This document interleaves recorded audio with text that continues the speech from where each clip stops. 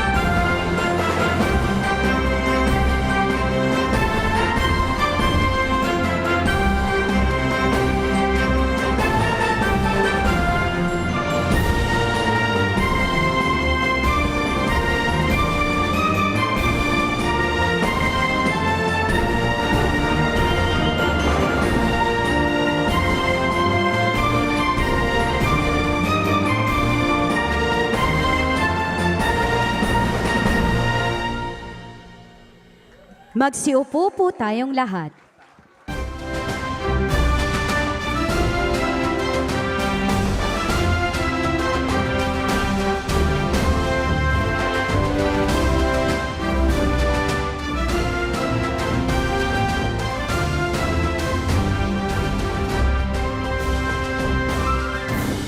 Upang magbigay ng kanyang pambungad na mensahe, ang ating ambassador dito sa Tokyo, Japan, Ambassador Melen J. Garcia Albano.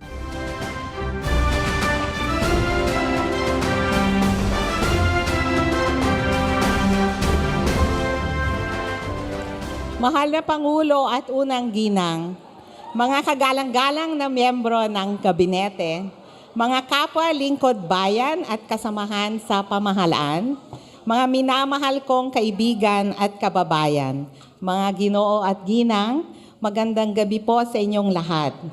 Isang mapagpalang araw sa ating lahat. Mga kapwa ko Pilipino dito sa Japan, isang napakalaking karangalan at kagalakan para sa ating buong komunidad ang magsama-sama sa makasaysayang araw na ito. Nagtitipon tayo ngayon upang magbigay ng mainit na pagtanggap sa ating Pangulo para sa kanyang opisyal na state visit dito sa Japan. Ang inyong pagdalo rito mula sa iba't ibang lugar dito sa Japan ay patunay ng ating nagkakaisang puso at walang pagmamaliw na pagmamahal sa sariling bayan. Ang okasyong ito ay hindi lamang tungkol sa pagbisita ng ating Pangulo at ng unang ginang. Ito rin ay bilang pagkilala sa inyong sipag, tiyaga, katatagan at sa napakalaki at napakahalagang kontribusyon bilang mga makabagong bayani na nagbibigay karangalan sa lahat ng Pilipino saan man sa mundo. Our gathering this evening is a reiteration of the importance that our President places on the Filipino community here in Japan. Tonight, we honor and celebrate your strength and resilience. Mahal na Pangulo, ang inyong pagdating sa araw na ito ay isang makapangyarihang pagpatotoo sa pagkilala ng pamahalaan sa mahalagang ambag sa mga hamon at realidad na kinakaharap ng mga Pilipino sa ibang bansa. I am confident that your engagements will be fruitful and inspiring, reflecting our government's unwavering commitment to the welfare, protection, and empowerment of Filipinos in Japan and overseas. Makaasa kayo na ang inyong embahada at mga konsuladong panlahat ay laging naririto upang magsilbi sa inyo, makinig sa inyo at dumamay sa inyo sa bawat layunin, sa bawat pangarap at sa bawat tagumpay na inyong makakamtan. Muli po, isang maalab na pagbati at buong pusong pasasalamat sa inyong lahat. Nawa ay maging puno ng inspirasyon, pag-asa at pagkakaisa ang araw na ito para sa ating lahat. Maraming salamat po. Mabuhay ang mga Pilipino sa Japan. Mabuhay ang bagong Pilipinas. Maraming salamat po, Ambassador Melen J. Garcia Albano. Upang handugan tayo ng mga awiting bubuhay sa ating pagka-Pilipino, ang kompositor ng mga awiting gaya ng Handog, Ako'y Isang Pinoy, Upuan at marami pang iba. Isang masigabong palakpakan para kay OPM icon Florante.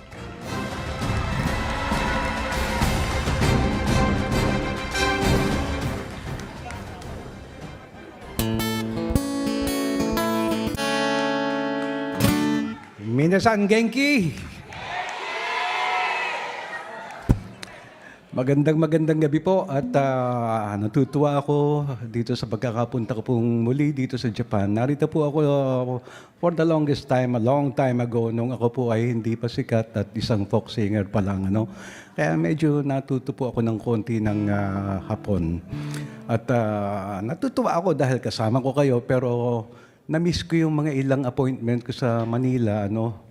Itong araw po kasing ito ay inimbitahan ako ng kumpare ko dahil sa mahal ko po yung kumpare ko na yun at inimbitahan ako dahil siya po ay binigyan ng award ng Pascual Bus Company sa atin dahil sa 40 taon po siya sa bus company na yun at sa loob po ng 40 taon na yun ay hindi siya nakaranas ng makasagasa o makabanggaman lang. Yeah, talagang napakahusay pong konduktor sa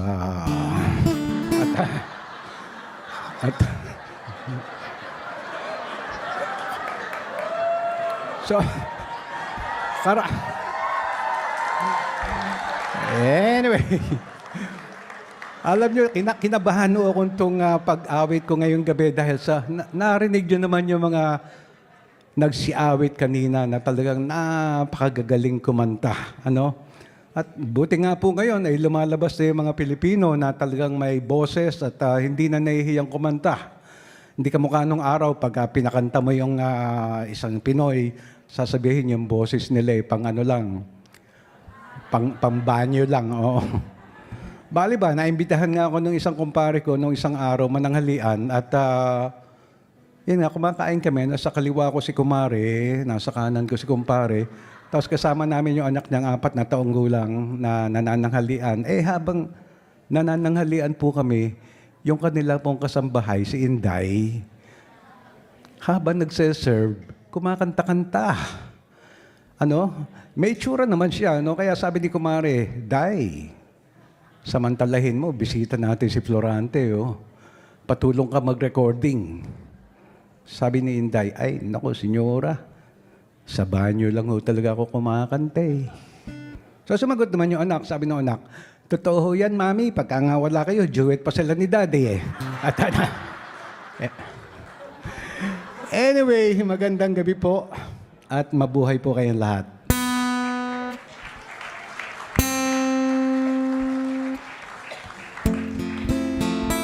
Kasama. Tuwan-tuwa talaga ako dito sa Japan. Napakaganda. Ay, kayo nga pala, paminsan-minsan yata nagkakaroon po kayo ng event dito sa Japan, ano? Kung kailangan nyo ng artist, mga kaibigan, ano? Tawagan lang po ninyo ako. Wag ho kayong mahihimbitahin ako. At kahit po wala kayong budget o kapos kayo sa budget, wag ho kayong mahihiyang imbitahin ako. At ko naman po ay hindi rin mahihiyang tanggihan kayo. Ano?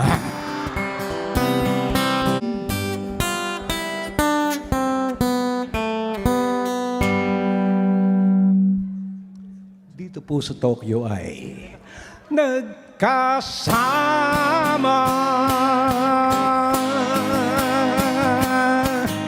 Magandang gabi po. Maraming salamat sa inyong lahat. Maraming salamat, Florante.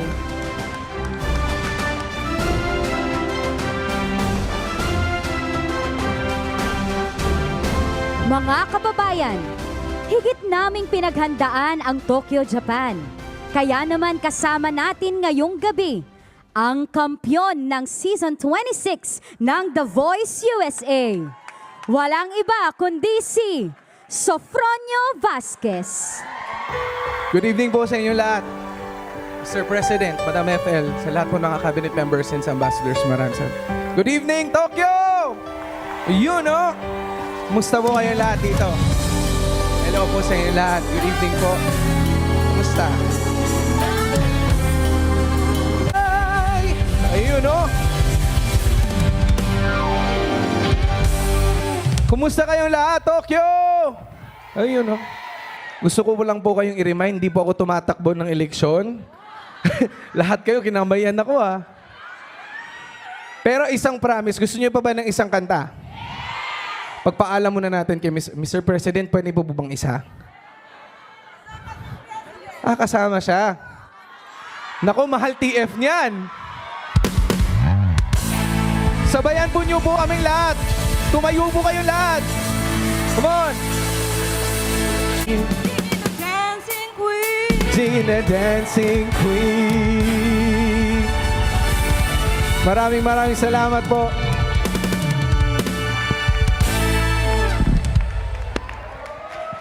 Nag-enjoy ba kayo? Alright, kung gusto niyo pa. Muli po nating palakpakan at tawagin ko on stage ang ating mga professional Pinoy entertainers dito sa Japan.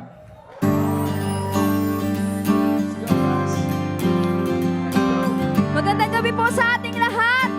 At magandang gabi rin po sa ating mahal na Presidente at Madam First Lady. Itong kantang ito ay para sa ating lahat. Sa mga nakakaalam, samahan niyo po kami. Haharapin natin.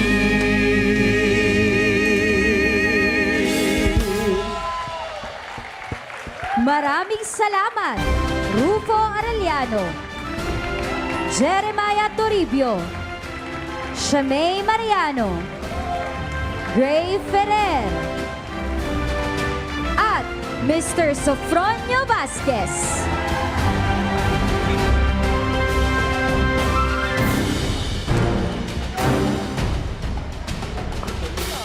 Sa puntong ito, upang ipakilala ang ating panauhing pandangal, ang kalihim ng kagawaran ng ugnayang panlabas, Secretary Maria Teresa P. Lazaro.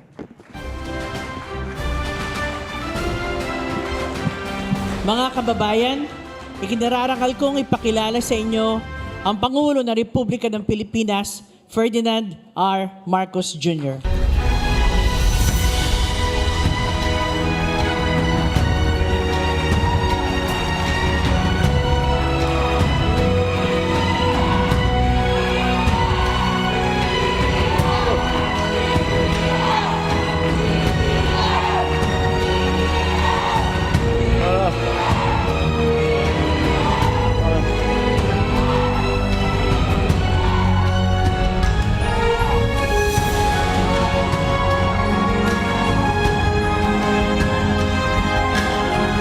Maraming salamat. Maraming salamat po. Talaga naman, pagka ganyan, mapapadalas ang bisita ko rito sa inyo. Okay. Paskat napaka-init naman po ng salubong. Parang ang init sa Pilipinas ngayon, ganun din ang natanggap kong salubong sa inyo. Maraming salamat. Maraming salamat sa ating Foreign Affairs Secretary Maria Teresa Lazaro at sa kanyang pagpakilala. Ay papakilala ko rin po. Let me introduce some of the members of the cabinet that are here with me dahil marami tayong gagawin at marami tayong kakausapin, hindi lamang sa pamahalaan ng Japan, kung hindi pati na ang mga private sector na sana maging partner natin sa Pilipinas. Andito po, Agricultural Secretary, Secretary Kiko Laurel Jr., Public Secretary, Secretary Vince Dizon of the DPWH,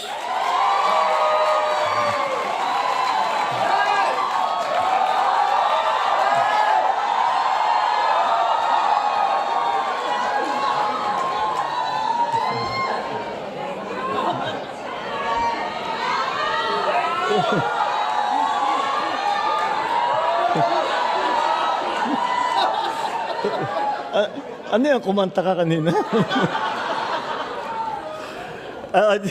Trade and Industry Secretary, Secretary Chris Roque.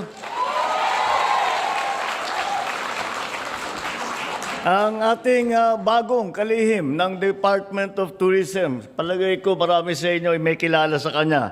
Ang ating Secretary of Tourism, Secretary Maria Bernardita Angara Matay. Dita.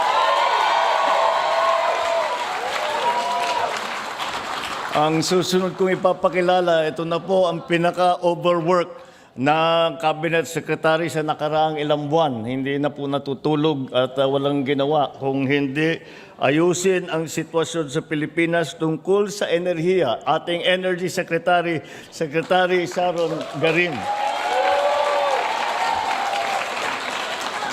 Andito rin ang Secretary ng DOTR, Department of Transportation Secretary Giovanni Lopez.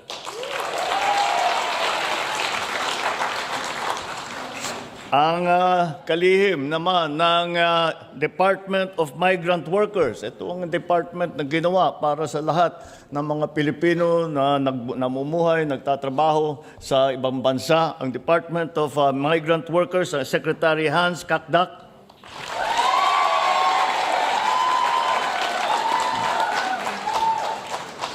At ang susunod naman ay ang isang cabinet secretary na siyang namumuno ng ating economic planning. Ito po ang Department of Development. Our Economic Planning and Development Secretary, Secretary Arce Balisacan.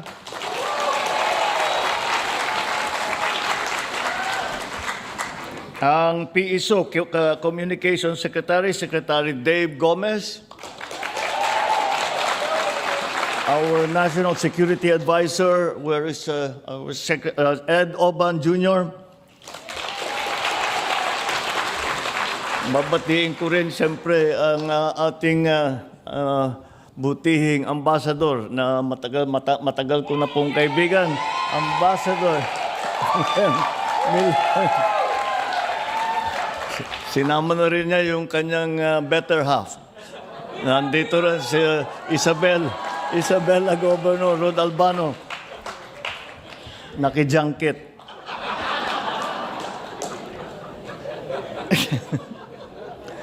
Representative Maria Rachel Arenas. The Overseas Welfare Administration, OWA, Overseas Welfare Administration, PY Kaunan.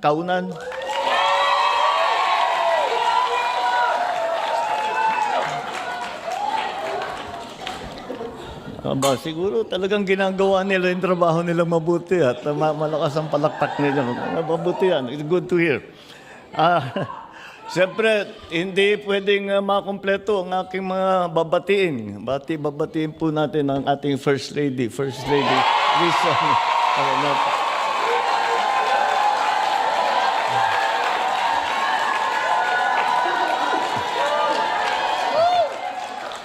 Ang aking mga kasama sa pamahalaan, mga minamahal kong kababayan, magandang gabi po sa inyong lahat. Konbanwa.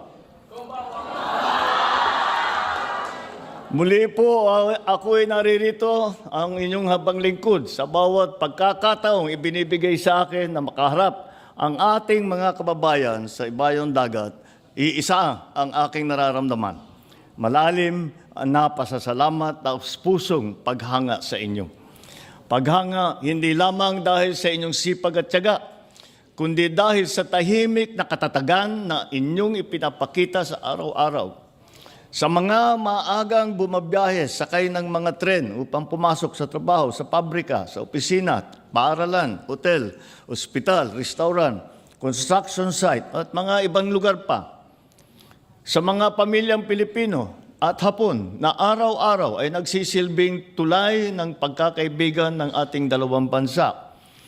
Kaya kayo po ang muka ng Pilipinas dito sa Japan.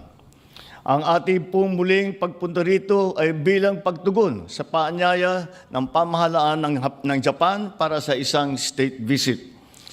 Pinaunlangkan po natin ang kanilang paanyaya dahil ito po ay nagbibigay sa atin ng pagkakataon na mas patibayin pa ang ugnayan ng ating dalawang bansa sa iba't ibang larangan, lalo na sa pagsulong ng kapakanan at proteksyon ng ating mga manggagawang Pilipino dito sa Japan, gayon din sa komersyo at sa kalakalan, tanggulang pambansa at pangrehiyon at marami pang iba.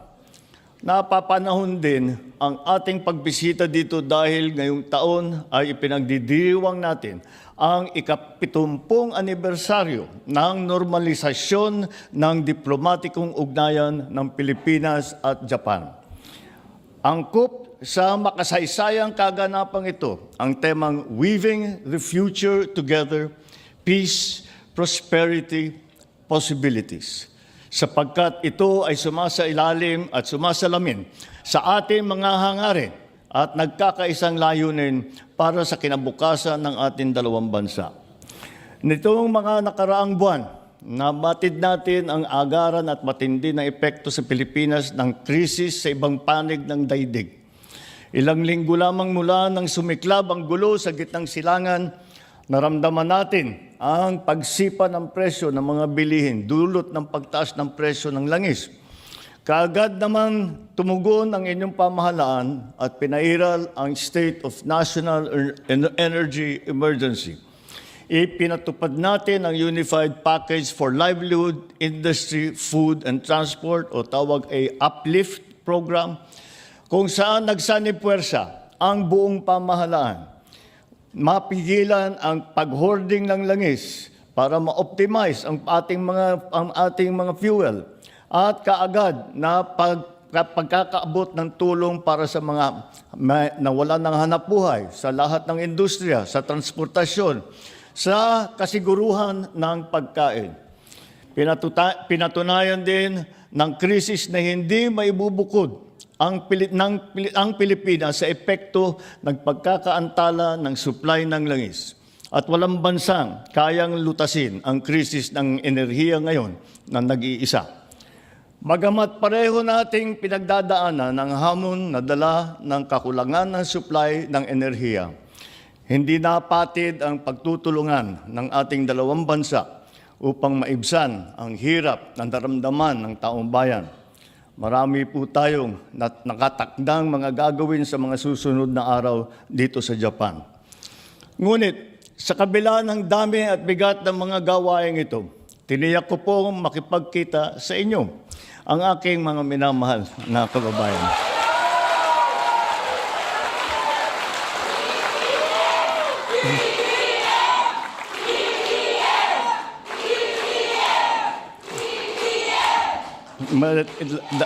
Noong pa, nakatira ako sa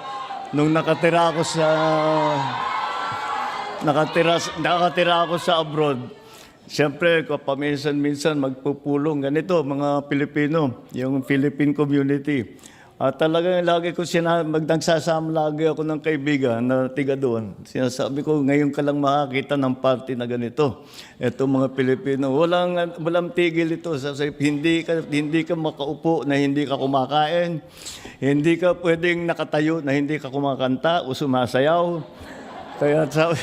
Kaya naman, nakita naman natin naalala ko ulit yung aming mga meeting at napakasaya ninyo, ang sarap ninyong kasama. So,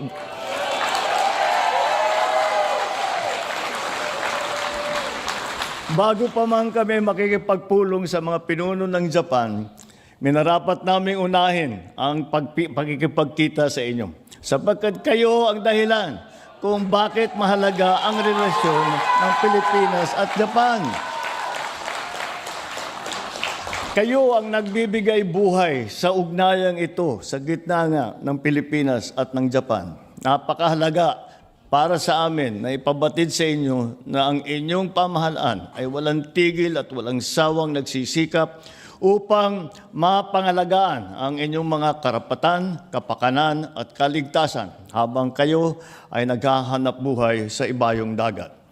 At katulad noong huling beses na ako'y humarap sa inyo, nais kong muling manawagan sa mga kabataan Pilipino na nandito sa Japan.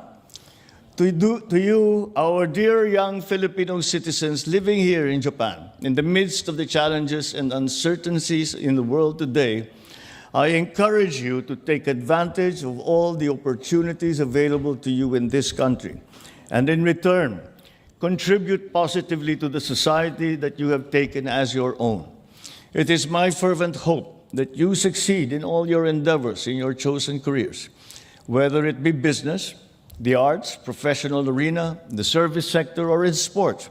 I urge you to make a good account of yourselves and be proud of your heritage as Filipinos. We all agree that living in Japan requires a delicate balance. Japan is a nation of profound tradition, structure, and etiquette. For us to thrive here, we need to be masters of the art of integration. We must respect the local laws, embrace the culture, and learn the language.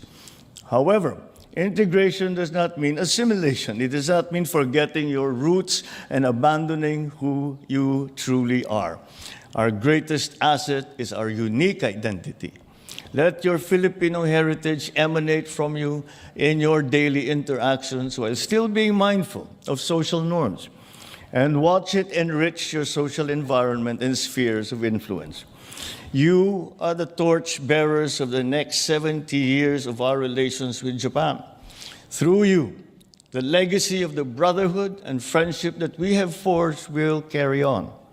It is in you that the dreams and aspirations of the past are realized and the doors to the future are open. It is in you that the discipline and focus of the Japanese are blended with the creativity, the passion, and resilience of the Filipino. The bridges and connections we have built over the decades of our relationship with Japan remain as strong and as steady as ever. As we continue to further strengthen the ties that bind us, we look to you to preserve and enrich these living connections when our time has passed. The future is yours. The peace and prosperity it bears is your inheritance.